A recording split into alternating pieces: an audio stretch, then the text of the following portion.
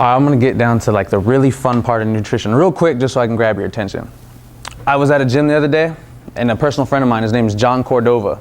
He's probably about 5'2", but he's 260 pounds of solid, just ridiculous. He's a big triangle of muscle, right?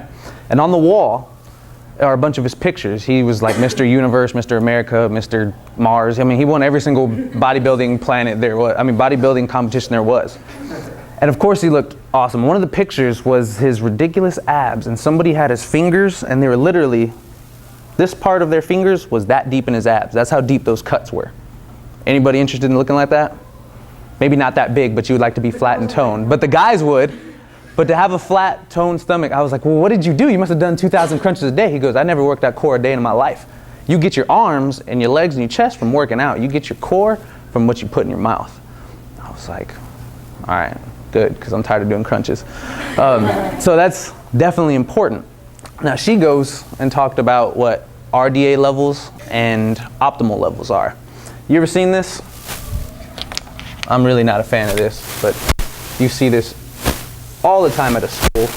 They're blocked, and then you got your foods and your foods and your foods and your foods, right? And they call that health. I'm gonna put it in quotation marks. She was right. This was invented during World War II when soldiers were on food rations. You know what that is? Like, we need enough food so we can survive and fight for our freedom or whatever it is that was going on. You don't want to be hungry and stuff. The only thing that this plan was designed to do, the only thing that it was designed to do was to prevent people from dehydration, scurvy, rickets, beriberi. Raise your hand if you know what all of those are.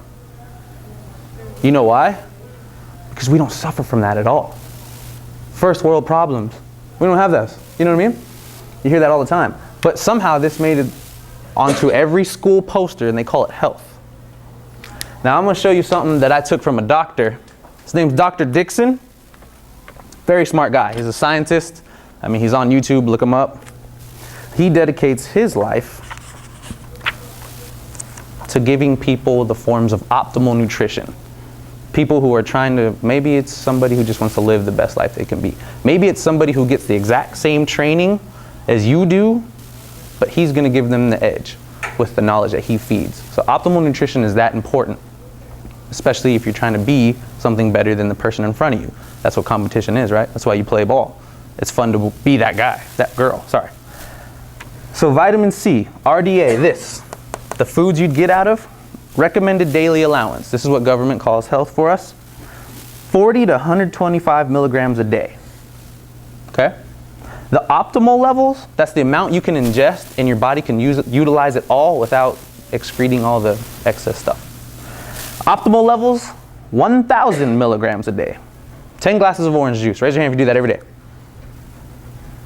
Me neither. Vitamin E, RDA, 6 to 28 IUs. That's international units. Those are small. I'm not going to go into that. Here's what optimal levels are. 400 to 800 IUs. You know how much that is? 28 pounds of spinach. Raise your hand if you eat that much every day. Yep, me neither. Calcium. Girls, this is very important for y'all because when you produce estrogen levels, you actually stop calcium from being produced to your bones. That's why y'all get a higher propensity to be, skeletal problems. Maybe it be osteoporosis, maybe it be hairline fractures, maybe it be shin splints, things like that. It's because of the estrogen levels in your body. So calcium, you should pay attention to this. RDA, 200 to 1,300 milligrams a day. That's 4 glasses of milk. Optimal levels is 1,300 to 2,800 milligrams a day. Way more than 4 glasses of milk. Raise your hand if you drink 6 or more every day. Me neither. Vitamin D, RDA, 400 to 800 IUs a day. Optimal, 2,000 IUs a day. That's 17 glasses of milk. Raise your hand if you drink that every day. You see a pattern going on? Nobody's doing it. If you're performing optimally, why aren't you feeding yourself optimally? A, we don't know, right? And B, now that we do know, can you put that much in your body and stay off the toilet all day? Mm-mm. You know what I'm saying? Like, we got lives to do. So, if it's proven that we can't get everything we need from our food, but we're trying to be, here's our dream, and we're living this, that's a long bridge. You know what I mean? You're doing your training, you're doing your learning, you're doing your sleeping, I'm assuming you're brushing your teeth, washing your hands, all that good stuff. But the things you put in your body are what make your body go, or grow, or stop, or not.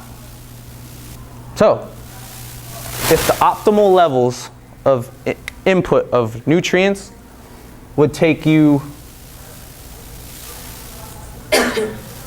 22,000 calories a day and cost you 33 bucks to reach all those optimal levels, who could do this every day? Y'all know who Michael Phelps is? Swimmer, renowned. You know how many calories he takes a day? 10 to 12,000. But he works out 8 times a day. Do you know what he does to make up for the difference? He supplements. That's the point I'm trying to make here, is if we can't get what we need in our food, we have to supplement. Raise your hand if y'all take anything. A multivitamin, maybe a protein shake, calcium, fish oil. Okay, so you got the idea. So it's important. Girls, I'm big on calcium, multivitamins, and even a joint supplement. Boys,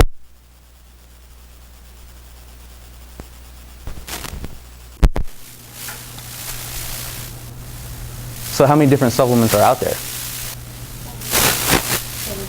You ever gone to the what do they call it? The healthy food aisle or whatever, the healthy living, what is it? Something like that, an HEB, and it's filled with all sorts of different stuff, and everything is number one guaranteed and all that stuff, right? How can everything be number one? Somebody's got to be better, right? So somebody's lying. You want to know who's lying? So you can be able to take the right thing so you can get that without eating all those foods. That's what I'm trying to get you all to understand, is without having those calories, it's possible to get optimal levels of nutrition with a balanced diet and then bridging the gap of the difference with a good quality product. Now here's some of the things that you look out for so you can reach that, because y'all are of age where y'all can make decisions on what you put in your bodies. Can't y'all? Y'all can choose what to eat and not eat, right? Y'all are old enough. First thing I'd say is pay attention to anything on the shelf. Anything in the store that's on the shelf,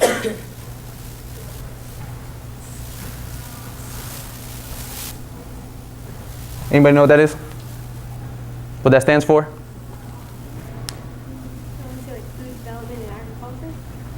Close. Nobody? Close. That's pretty close. No guess? You got the F right. Food and Drug Administration. Those are the people that regulate your products, whether it be your foods or your supplements. So think about supplements, vitamins for a minute. What's it fall under? Food or drug? Because it's a pill, right? That's what I thought. Falls under food because it is ingested through your mouth.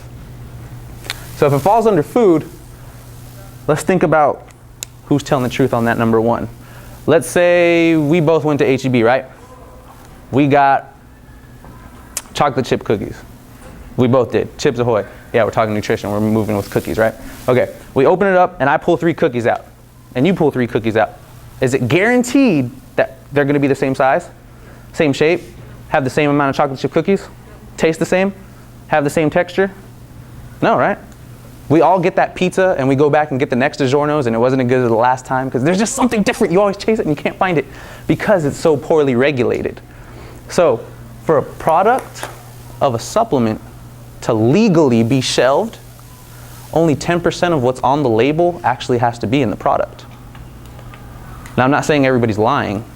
I'm saying if we all had a supplement company and we like painted some pills blue and we put somebody famous on it and said, hey, everyone take this, and it cost us a couple of cents to make, but we're selling it for 20 bucks, and everybody was buying it, that's a good way to make money, right? Did I say anything about anybody's health? No. I don't have to do very much to be able to put a product on the shelf.